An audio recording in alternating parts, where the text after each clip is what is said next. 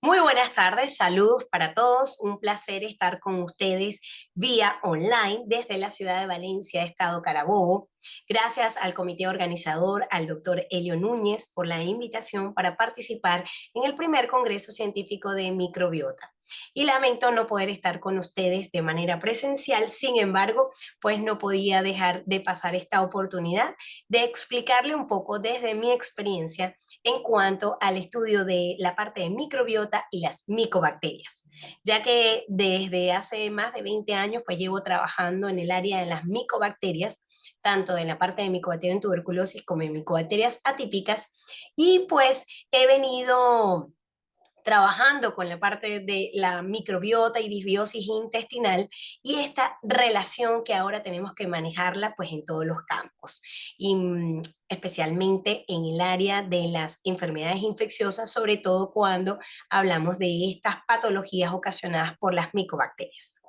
Sin más preámbulos, voy a comenzar mi conferencia. Déjenme compartir pantalla por acá.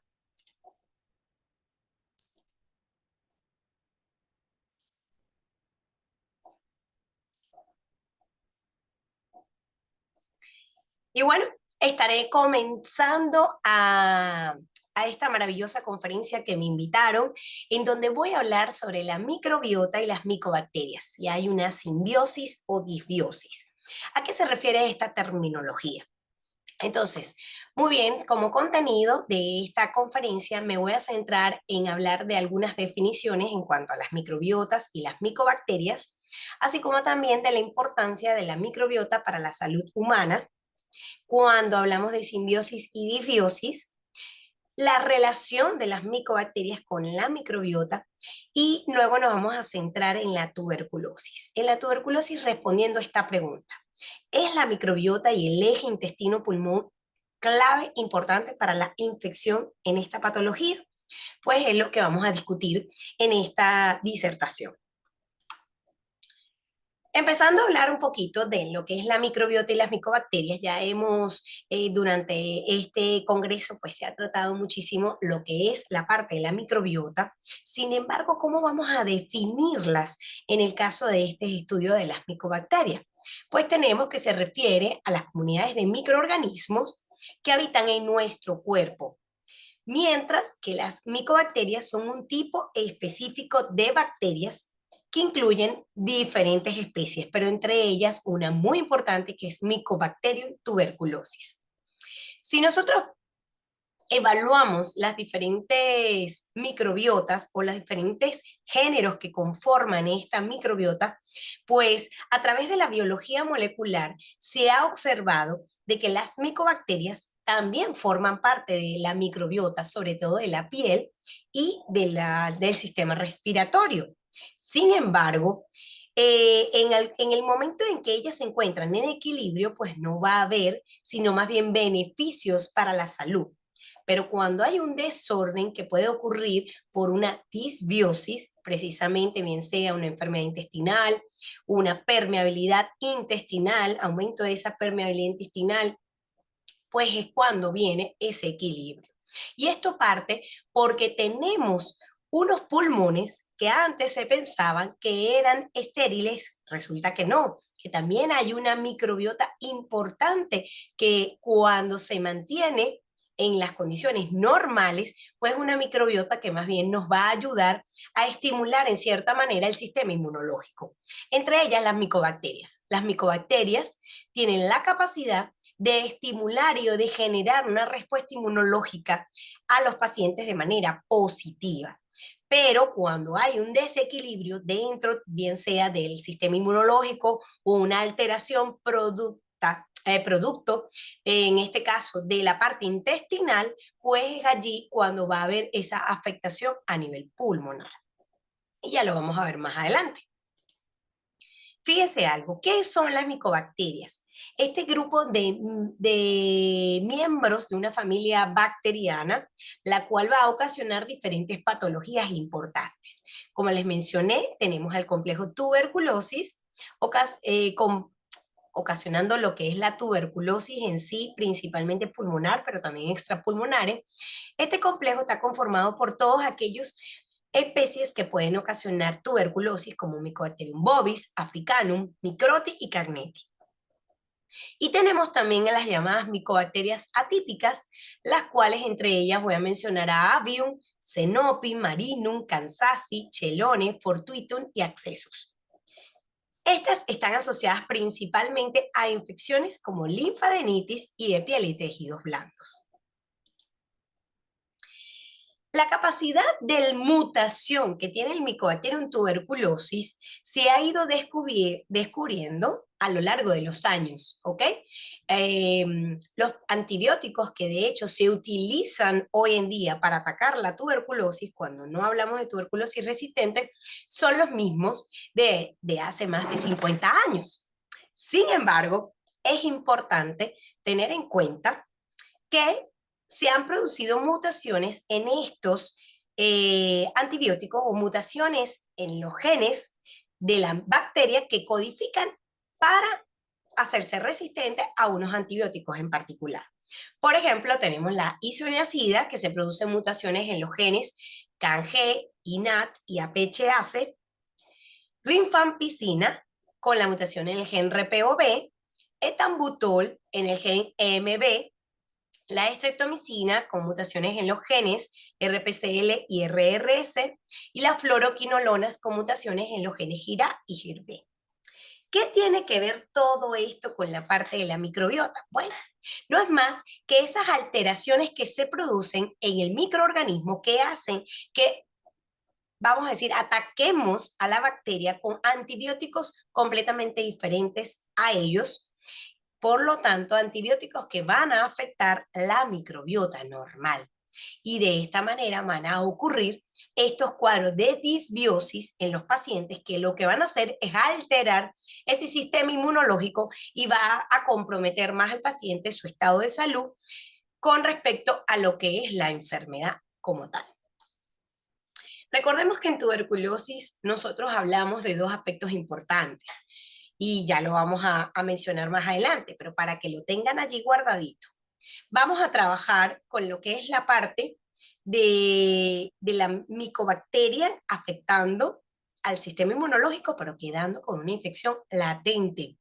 Y tenemos también a la micobacteria, ya cuando está dentro del organismo del huésped, activa y produce una patología, es decir, la enfermedad por tuberculosis. Entonces, vamos al segundo punto, que es la importancia de la microbiota para la salud humana. Como les mencionaba, el pulmón se pensaba hace unos años de que esté completamente estéril y resulta que no, que también tiene una composición microbiana importante que va a generar un equilibrio al ritmo de las inspiraciones y expiraciones que se producen. Y está conformada por Streptococcus, por ejemplo, Fusobacterium, virus, Prebotella, Haemophilus, hongos, Bellionella, ¿ok? Una cantidad de especies y de géneros bacterianos importantes que van a estar en equilibrio. ¿Qué pasa? Que estos van a funcionar como una barrera contra los patógenos y ayuda a resistir contra las infecciones respiratorias. Exactamente igual que la microbiota intestinal. Estos estudios a nivel del pulmón se han conocido a partir del año 2010, es decir, que no tiene más de 15 años estos estudios de la composición del microbiota. Por eso es que estudiar la microbiota pulmonar se nos ha hecho un poco más difícil, un poco más compleja. ¿Por qué? Por los tipos de muestra, cómo vamos a sembrarla, si vamos a ir a la parte bacteriológica. Entonces, nos centramos en el área de biología molecular para poder estudiar esta microbiota. Tiene un papel defensivo al participar activa en la estimulación de la inmunidad y la capacidad de adaptación. Interviene en la maduración del sistema inmunitario pulmonar para permitir, entre otras cosas, sobre todo la tolerancia a los alérgenos. Influye en la morfología de los pulmones, más en concreto en el número de alvéolos pulmonares, según estudios en roedores. Recordemos que cuando yo les mencioné que las micobacterias podrían estar formando parte de la microbiota tanto de piel como del sistema respiratorio, mientras ellas estén en equilibrio, va a ser más bien positivo para la salud del humano. Sin embargo, cuando hay ese desequilibrio, es allí donde pues puede convertirse en nocivo para nuestra salud. El eje intestino-pulmón, fíjense, esto está muy bonito, donde vamos a poder ver el pulmón con nuestras células epiteliales, donde van a ser estimuladas, por ejemplo, por virus de influenza. Entonces, van a estimular lo que es las células inmunitarias del sistema innato, como los neutrófilos. Estos, a su vez, por ejemplo, van a estimular una cascada de citoquinas importante que van a estimular lo que es la respuesta inmunológica respiratoria. Por acá tenemos también cómo es la estimulación a nivel a través del interferón, ¿ok? Y esto tiene relación con cómo se comporta nuestro sistema inmunológico en el intestino. Entonces, se intercambian lo que son las cascadas de citoquinas, estas diferentes citoquinas activadoras, y también las señales de transmisión que son liberadas por el interferón, lo que nos va a permitir realizar una protección viral.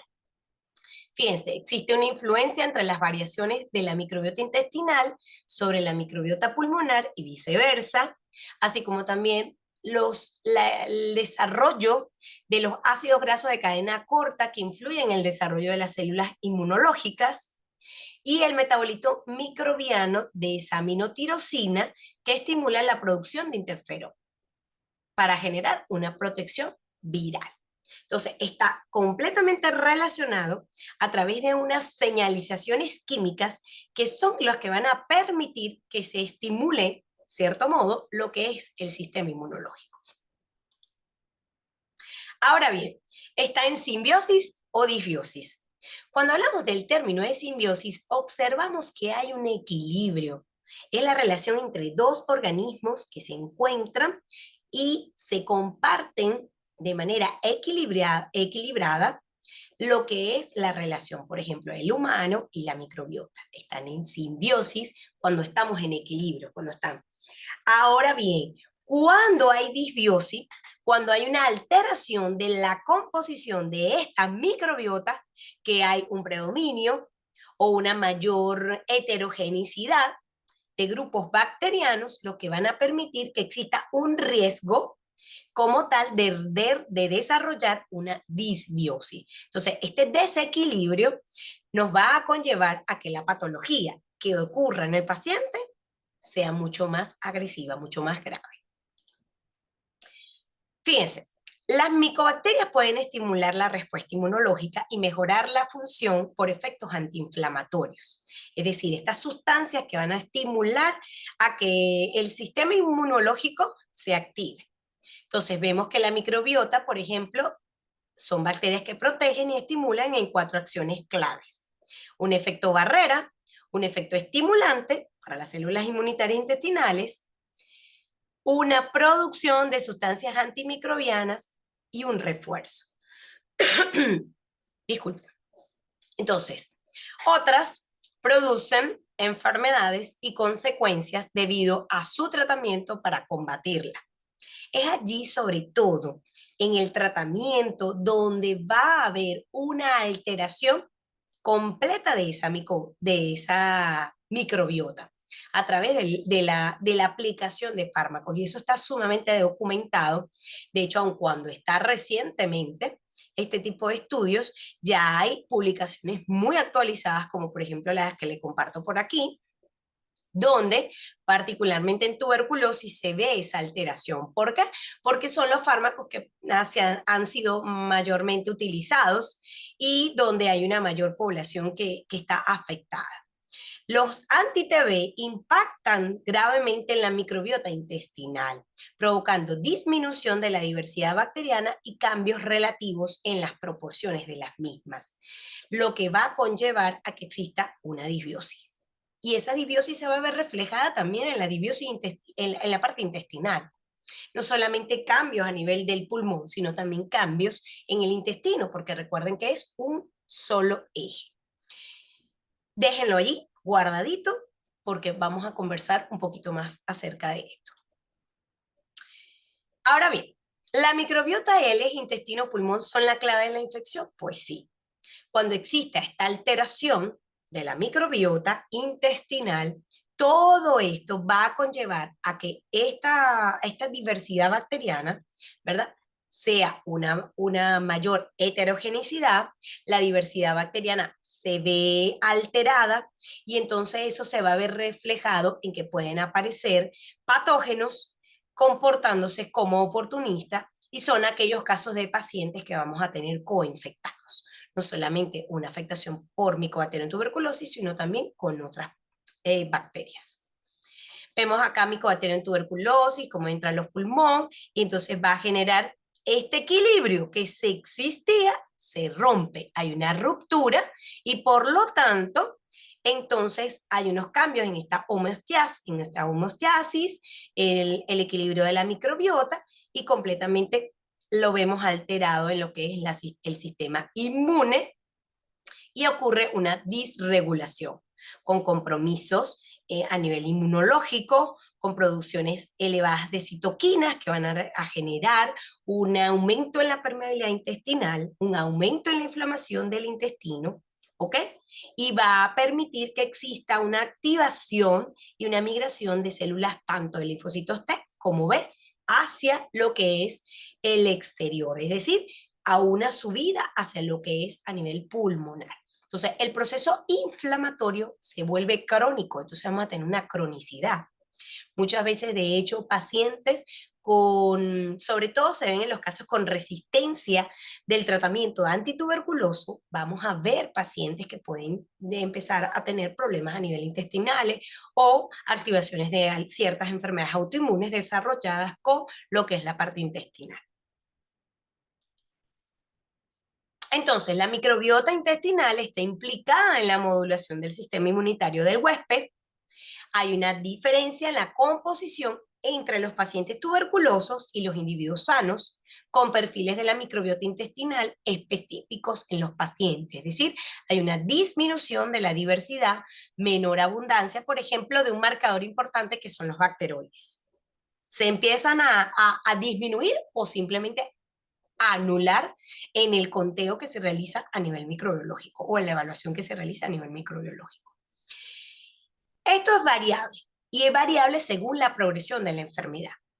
Pero hay razones buenas por las cuales vengo yo también a decirles a ustedes que no todo va a conllevar a una gravedad y una disbiosis. Podemos lograr que exista ese equilibrio. ¿Cómo va a ser? Una vez que se detecte ese paciente con una infección por micobacterias, bien sea a nivel de piel y tejidos blandos o principalmente en los casos de tuberculosis, podemos entonces mejorar esa composición microbiana. ¿Cómo? A través del uso de posbióticos o probióticos que van a ayudar a conllevar un equilibrio en esa microbiota y a evitar que ocurra esa disbiosis y podamos mantener una simbiosis dentro de todo lo que es el proceso incluso de enfermedad. ¿Cómo está compuesto las muestras de puto en pacientes con patología de base, en especial enfermedades crónicas? Es muy diversa, es compleja. Muchas de estas está conformada por estenotrofomonas, cupriavidus, comamonas, pseudomonas, termus, efungomonas, y una cantidad metilobacterium, diafrobacter, mobilucus, que son relativamente extraños, ¿ok? Estos géneros bacterianos, pero son exclusivos en los pacientes con tuberculosis pulmonar.